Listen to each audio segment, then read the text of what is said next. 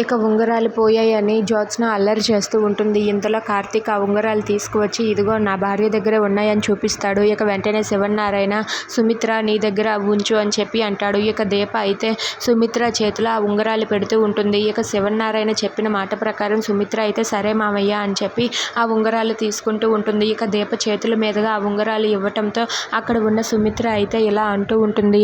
ఇదిగో నీ చేతుల మీదుగా ఈ ఉంగరాలు తీసుకున్నాను. ఈ పెళ్ళి ఆగుతుందో లేదా జరుగుతుందో అది నీ తలరాతకే వదిలేస్తున్నాను. ఎందుకంటే అప్పుడు నీ మనసులో ఉన్న ఉద్దేశం తెలిసిపోతుంది.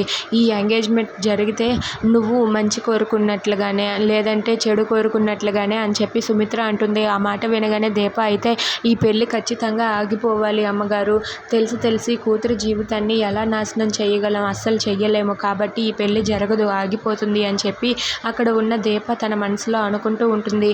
ఇక అక్కడ ఉన్న సుమిత్ర ఉంగరాలు తీసుకున్నాక జ్యోత్స్నని వెళ్ళిపోమంటాడు శివనారాయణ. దాంతో జ్యోత్స్న అక్కడి నుండి వెళ్ళిపోతుంది.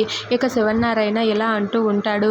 ఈ ఇంటికి ఏదో దరిద్రం పట్టింది అంటూ పారిజాతంని చూస్తూ అంటాడు. వెంటనే పంతులు గారి దగ్గరికి వెళ్ళి శాంతి హోమం జరిపించండి, పట్టిన దరిద్రం వదిలిపోతుంది అంటూ పారిజాతాన్ని చూస్తూ శివనారాయణ అంటాడు. ఇక మాట వినగానే పారిజాతం చాలా కోపంతో రగిలిపోతూ ఉంటుంది. ఈ ముసలాడు నన్ను చూసే అంటున్నాడు. ఈ ముసలాడికి ఇంకా ఏం పని లేదు, ఎప్పుడు నన్ను ఏదో ఒకటి అనుకుని ఉంటాడు అని చెప్పి తనైతే అనుకుంటూ ఉంటుంది. ఇక శివనారాయణ చెప్పినట్లుగానే దశరథ అయితే పంతులు గారి దగ్గరికి వెళ్ళి కనుక్కోవాలని అనుకుంటాడు.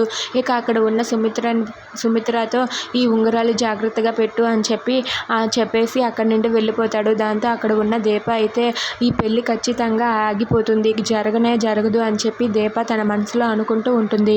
If you like this video please like, share and subscribe friends. Thanks for watching.